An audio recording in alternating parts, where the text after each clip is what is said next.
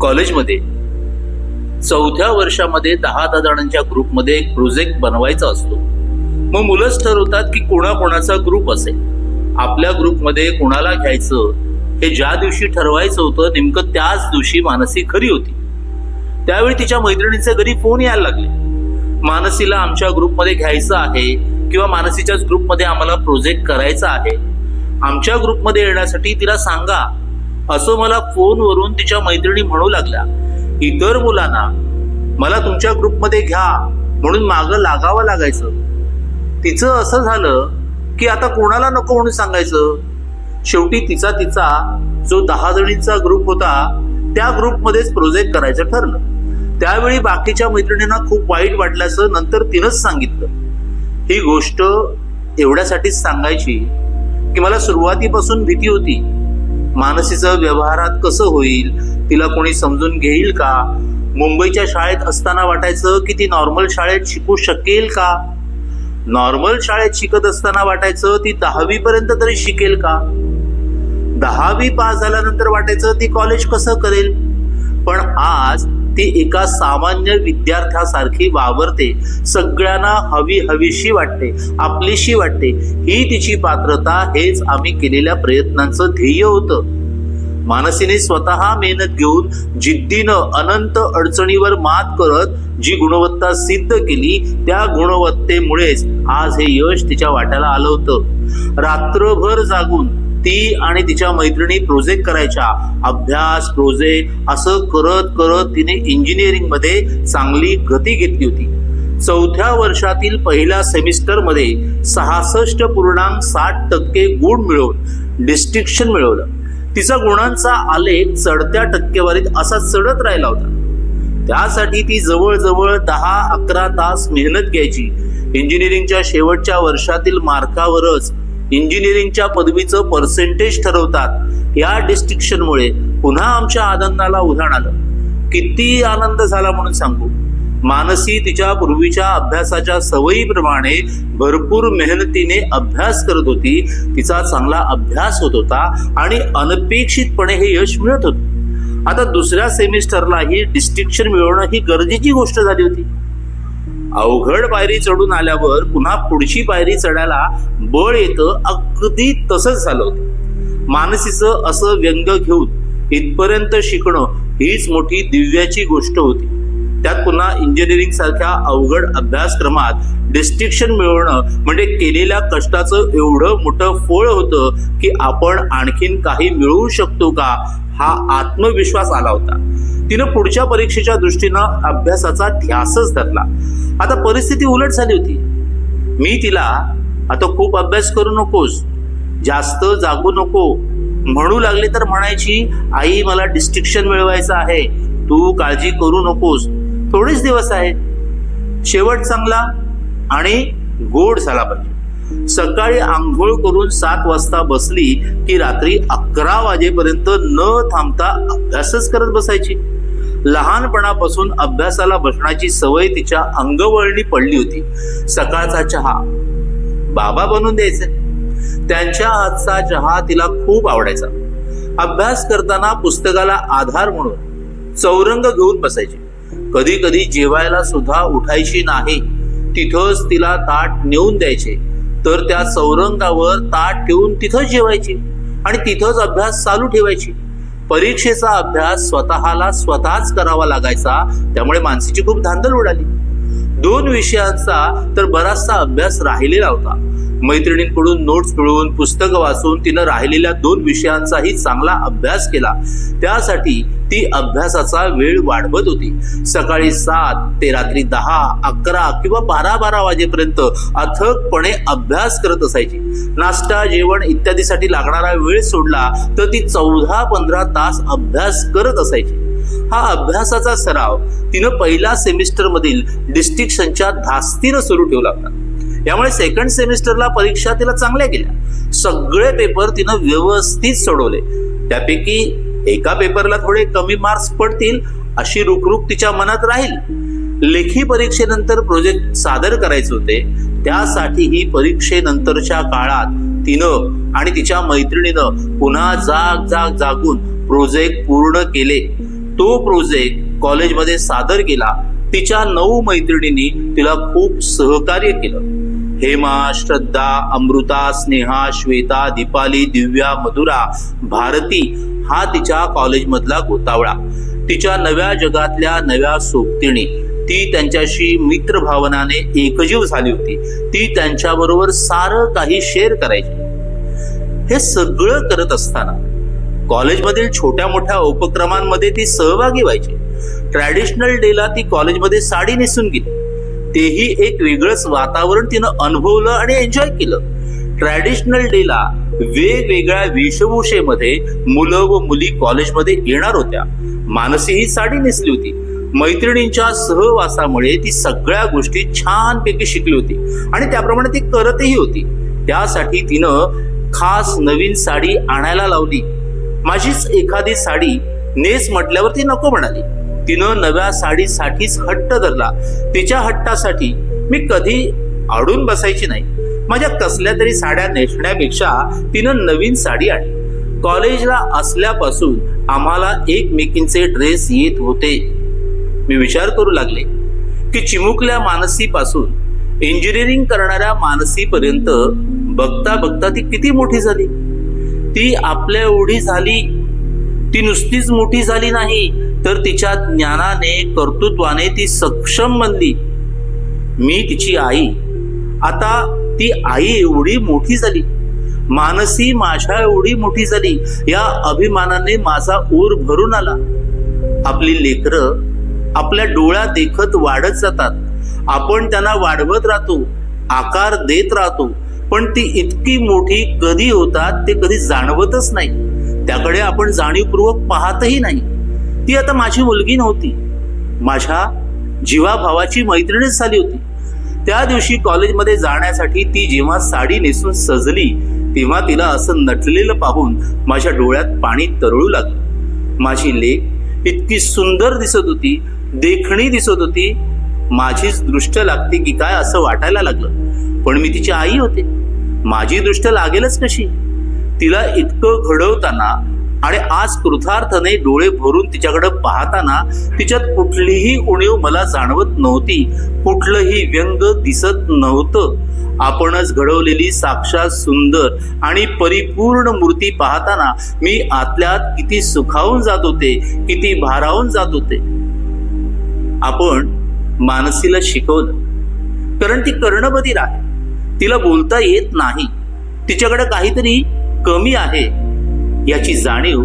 हजारो बाण एकाच वेळी खसकन काळजात घुसावेत, त्या तीव्रतेची वेदना व्हायची. या वेदनेने मला जागं केलं, मला उभं केलं. आज मी या वेदनेवरून चालतच मानसीच्या या सुंदर घडीव मूर्तीकडे पोहोचले होते. माझी मानसी मला साक्षात जिवंत कष्टाची आणि जिद्दीची मूर्तीच वाटत होती. तिची हौस पुरवताना मलाही तिच्यासोबत थोडं सजल्यासारखं व्हायचं, नटल्यासारखं व्हायचं. मानसी निखिलच्या मानाने थोडी अधिक हट्टी होती. निखिल जास्त समजूतदार आहे. मला आयुष्याच्या या टप्प्यावर आता जाणवतं की निखिलच्या एकटेपणाने त्याला समजूतदार पण बनवलं होतं. तर मानसीच्या काहीशा लाडानं ती हट्टी स्वभावाची झाली होती. समजूतदारपणा दाखवला की माणसाला आयुष्यभर समजूतदारपणाच दाखवावा लागतो. प्रत्येक गोष्टीत तडजोड करून जगावं लागतं. अशा तडजोडी करणाऱ्या माणसाला आयुष्यात काहीच मिळत नाही. माझ्या आयुष्यात मी खूप समजूतदारपणानं वागले. प्रत्येक गोष्टीत तडजोड करत राहिले, त्यामुळे काही गोष्टी मिळाल्याही नाही. याची झळ आपल्या मुलांना बसू नये. आपली ऐपत नसली तरी आपण त्यांना तडजोड करत त्यांच्या आयुष्यातील इच्छित गोष्टी मिळवून द्यायच्या, त्यांची हौस पुरवायची. तिनं काही गोष्टी मागितल्या पाहिजेत. मागितल्या की त्याचं महत्व पाहून आपण त्या दिल्या पाहिजेत. म्हणजे माणसाला सतत मन मारून जगण्याची वेळ येत नाही. कॉलेज लाईफ मध्ये मजेत असताना ती कॉलेजमधल्या सगळ्या गोष्टी मला सांगायची. अगदी मैत्रिणीसारखी बोलायची. त्यांच्या मुलींमध्ये गप्पांचे, चेष्टेचे विषय ती माझ्याशी शेअर करायची. मित्र मैत्रिणींमधील चिडवाचिडवीचे किस्से पण सांगायची. त्यांच्या त्या 10 जणींच्या ग्रुपमध्ये त्या एकमेकींना उगीच ठराविक मुलांची नावं घेऊन चिडवायच्या. तो बघ तुझा मित्र आला बघ, अशा चिडवायच्या. तिच्या बॅचचा एक विद्यार्थी होता, त्याच्या नावाने बाकीच्या मैत्रिणी उगीच चिडवायच्या. त्या मित्राला यातलं काहीही माहिती नव्हतं. तो फक्त मानसीकडे नोट्स मॅन्युअल न्यायला यायचा. एरवी तो एकही शब्द बोलायचा नाही किंवा कधी भेटायचाही नाही, पण मानसीच्या नोट्स असाइनमेंट तो आवर्जून मागून घ्यायचा. त्यामुळे त्या मुलीला वाटायचं की हा मानसीवर लाईनच मारतोय. त्यावरूनच त्या मानसीला चिडवायच्या. मानसीनी मग काय करावं? त्या चिडवत होत्या तोपर्यंत गप्प बसली. एक दिवस तिनं त्या मित्राला तू उद्या कॉलेजमध्ये नक्की येणार आहेस ना असं मेसेज मधून ठणकावून विचारून खात्री करून घेतली. त्याला इतका धक्का बसला की काय करावं कळेना. त्याला आश्चर्य वाटलं, मानसीनं असं का विचारलं बुवा. दुसऱ्या दिवशी मानसी डायरेक्ट 2 राख्या घेऊनच कॉलेजमध्ये गेली. तो दिवस राखी पौर्णिमेचा. बाकीच्या मैत्रिणींना ती असं काही करणार आहे याची कल्पना सुद्धा दिली नाही, कुणाला काही कळू दिलं नाही. राखी पौर्णिमेच्या दिवशी कॉलेजमध्ये गेल्यावर तिनं नेलेल्या 2 राख्यांपैकी एक राखी नोट्स मागून देणाऱ्या मित्राला बांधली आणि दुसरी राखी तिच्याच वर्गातील एका मित्राला बांधली, जो खरोखरच मानसीला बहीण मानत होता. सगळ्या मैत्रिणी देखत तिनं अशी मित्राला राखी बांधून आश्चर्याचा धक्काच दिला. फासे उलटे पाडत तिनं ही राखी पौर्णिमा साजरी केली आणि म्हणाली, चिडवा, आता काय चिडवायचंय ते चिडवा. ही सगळी चिडवाचिडवीची गोष्ट या 10 जणींच्याच ग्रुपमध्ये सुरू होती.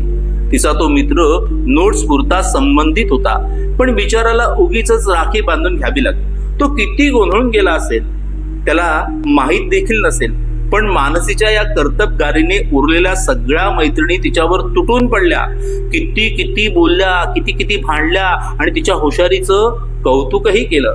5वीत असताना मानसीला सायकल शिकवली होती. 5वी पास झाल्यावर 6वीत जाताना तिच्या आजोबाने म्हणजे आमच्या तात्याने तिला सायकल भेट दिली. 5वी मध्ये चांगल्या मार्काने ती पास झाली म्हणून. इंग्लिश विषय असूनही अभ्यास करून चांगले मार्क्स पाडले म्हणून बक्षीस म्हणून सायकल भेट दिली. 6वीच्या 6 महिन्याच्या दरम्यान अभ्यास करून कंटाळा आला की ती सायकलवरून चक्कर मारायची. सुट्टीच्या दिवशी एकदा अशी चक्कर मारत असताना कॉलनीमधून ती वळणावरून येत होती आणि समोरून आडवा मोटरसायकलवाला चालला होता. तिकडून मानसी वळून येताना मोटरसायकलवाल्याने हॉर्न वाजवलेला मानसीला ऐकू आला नाही. त्यामुळे ती अशीच जोरात सायकल चालवत पुढे आली. मोटरसायकलवाला पण हॉर्न वाजवून तसाच फास्ट आला. त्या वळणाच्या कोपऱ्यावर दोघांची धडक झाली आणि या धडकेमुळे मानसी खाली पडली. तोंडावरच आपटल्यामुळे समोरचा अर्धा दात तुटला आणि गुडघ्याला मार लागला. दात तुटल्यामुळे ती खूप घाबरली, रडायला लागली. डॉक्टरकडे नेऊन तिचा इलाज केला. दाताला कॅप बसवली. तेव्हाच विचार केला, आता दातावर बेतलं. समजा ती कानावर पडली असती तर कानातला साचा आत घुसून पुन्हा कानात आणखीन काहीतरी जखम झाली असती. ते मोठं नुकसान होण्यापासून टळलं. मुंबईच्या शाळेत असताना असंच एका विद्यार्थ्याला दुसऱ्या विद्यार्थ्यानं ढकलून दिल्यामुळे तो भिंतीवर कानाच्या बाजूने आदळला. कानातील मूळचा मार आत बसल्यामुळे रक्त येऊ लागलं. असं काही झालं म्हणजे ते कुठं निस्तरत बसायचं म्हणून सरळ विचार केला, आता तिला सायकल द्यायची नाही. मी विचार करत होते 8वी 9वीत गेल्यावर तिला शाळेत जाता यावं या दृष्टीने मी तयारी करत होते. पण त्या धडकेमुळे धडा मिळाला आणि आम्ही ज्या भागात राहतो तो भाग नेहमीच वाहनानं गजबजलेला. बस स्टँडचा परिसर ते ज्ञानप्रबोधिनी पर्यंत जाणं किती जिकरीचं काम होतं. तेव्हापासून तिचे बाबाच व कधी कधी माझं स्कूटीवरून तिला शाळेत नेणं आणि आणणं सुरू होतं. शाळेतलं एक ठीक होतं, त्यांची ठरलेली वेळ होती, त्या वेळेत बरोबर जाता यायचं. पण जेव्हा ती डिप्लोमा इंजिनिअरिंगला गेली तेव्हा मानसी खूप मागं लागली. सगळ्या मैत्रिणी छोट्या गाड्या घेऊन येतात, मी पण तुझी स्कूटी घेऊन कॉलेजला घेऊन जाते. मी तिला नाही म्हणून सांगितलं. तुला सायकल दिली नाही, आता स्कूटीही देता येणार नाही. स्कूटीचा अपघात कशावरून होणार नाही, त्यामुळे तुला बाबा सोडणार आणि बाबाच घेऊन येणार. तू नोकरीला लागलीस, अधिकारी झालीस की डायरेक्ट 4 चाकी गाडीतून फिरायचं. तोपर्यंत बाबाच तुला सोडतील. बाबांची मात्र या सगळ्यात कसरत होत होती. डिप्लोमाच्या वर्षातही तिला स्वतःलाच खूप अभ्यास करावा लागायचा. काही तास संपले की ती मधूनच घरी यायची. अशा वेळी ती अचानक मोबाईलवरून मेसेज पाठवायची. कधी तास नाही, प्रॅक्टिकल कॅन्सल झालंय, अशा वेळी ती मेसेज करायची, बाबा मी घरी येणार आहे, मला न्यायला या. मग बाबा लगेच तिला आणायला जायचे. त्यावेळी मी तिला खूप समजावून सांगायची की कॉलेजमध्ये बाबा सोडायला येतात, याचं वाईट वाटून घेऊ नको. आपली अडचण आहे तर आपण हे सगळं स्वीकारलं पाहिजे. आपल्या व्यंगामुळे आपण इतरांसारखं करू शकत नाही, याचं वाईट न वाटता ते गृहीत धरून चालत राहायचं, हे मी तिला सांगितलं होतं. तू कधीही मनात आणू नकोस की शाळेत सोडायला आल्यासारखं कॉलेजमध्येही बाबा सोडायला येतात. मुली काय म्हणतील, मुलं काय म्हणतील याचा विचार करू नकोस. मैत्रिणींना माहित आहे की तुला ऐकू येत नाही ते, त्यामुळे कोणी काही जरी म्हटलं तरी तू स्पष्टपणे सांग बाबा का सोडायला येतात ते. त्यामुळे या गोष्टीचं तिनं फारसं मनाला लावून घेतलं नाही. जातानाची वेळ फिक्स असायची, पण कॉलेजमधून येताना तिचं टायमिंग नक्की नसायचं. मानसीचे बाबा कितीही लांब गेलेले असले तरी तिच्या मेसेजवरून तिला न्यायला ते कॉलेजमध्ये पोहोचायचेच. आपलं काम टाकून मानसीला वाट पाहावी लागू नये म्हणून पटकन कॉलेजवरती पोहोचायचे. निखिलही डिप्लोमाला असताना त्याला गाडी दिली नव्हती. त्यानं खूप हट्ट धरला होता, आई सगळी मुलं कॉलेजमध्ये गाड्या घेऊन येतात, मला तुझी स्कूटी दे, मीही गाडी घेऊन कॉलेजवर जाणार. मला नवीन नको, पण तुझी जुनी आहे ती तरी गाडी दे. मी त्याला समजावून सांगायचे की स्कूटी पडून आहे ते बरोबर आहे, पण त्याचे पेट्रोल लागणार आहे ते कुठून आणायचं. गाडीमध्ये पेट्रोल घालून तुला कॉलेजला पाठवायची आपली ऐपत नाही. तू सायकलवरच कॉलेजला जायचं. डिप्लोमा पूर्ण झाल्यावर इंजिनिअरिंगला मात्र तू चांगले मार्क्स मिळव, मग तुला गाडी घेऊन देता येईल, असं त्याला प्रॉमिस केलं होतं. त्या डिप्लोमाच्या 3 वर्षात निखिलला स्कूटी तर दिलीच नाही, पण पॉकेट मनी सुद्धा जास्त दिला नाही. कॉलेजमध्ये मुलं किती पॉकेट मनी आणतात, कसे पैसे खर्च करतात हे तो सांगायचा, पण आम्ही त्याला फक्त 10 रुपये द्यायचो. तेही पहिले 10 रुपये संपल्यावर दुसरे 10 रुपये द्यायचो. ते 10 रुपये सुद्धा एवढ्यासाठीच होते की सायकल पंक्चर झाली, हवा गेली तर त्यासाठी जवळ पैसे असावेत म्हणून 10 रुपये त्याच्याजवळ ठेवायचे. त्याच्या पलीकडे त्याला कधीही पैसे दिले नाहीत आणि गाडीही दिली नाही. निखिल नाही या गोष्टीबद्दल कधी तक्रार केली नाही. मानसी कॉलेजमधून फोन करू शकायची नाही. केला तर तिचं बोलणं आम्हाला ऐकू यायचं, पण आमचं बोलणं तिला ऐकू कसं जाणार, म्हणून ती कायम आम्हाला मेसेज करायची. आजच्या या मोबाईलच्या जमान्यात तिला मोबाईलवरचं ऐकू यायचं नाही म्हणून ती गप्प बसली नाही. या मोबाईलमध्ये सुद्धा तिनं तिचं स्किल वापरून सगळ्यांशी संपर्कात राहण्याचं काम चालूच ठेवलं. कॉलेजमधून यायचं झालं तर ती एकाच वेळी माझ्या, निखिलच्या आणि बाबांच्या मोबाईलवर मेसेज पाठवायची. आमच्या तिघांपैकी कोणी ज्यानं पहिल्यांदा मेसेज पाहिला असेल त्यानं मानसीला कॉलेजमधून आणण्याबद्दल एकमेकांना सांगायचं. तिला मोबाईलवरून बोललेलं ऐकू येत नाही याचं दुःख नाही, पण तिनं या मेसेजने आपला निरोप पोहोचवण्याचं, आपलं काम करण्याचं स्किल डेव्हलप केलं होतं. या बाबतीत मानसीच्या बाबाने खूप कष्ट घेतले. तिला कधीच 5-10 मिनिटंही वाट पाहत तात्कळत उभं राहावं लागलं नाही. कॉलेजला जाणं असो, तिच्या मैत्रिणीकडे जाणं असो की आणखीन कुठं फिरायला, बाजारात खरेदीला, सगळीकडे बाबा तिला सोबत घेऊन जायचे व आणायचेही. स्वतःच्या कामाला महत्व न देता मानसीला जीवापलीकडे जपणं, तिची काळजी घेणं हे तेही करतच होते.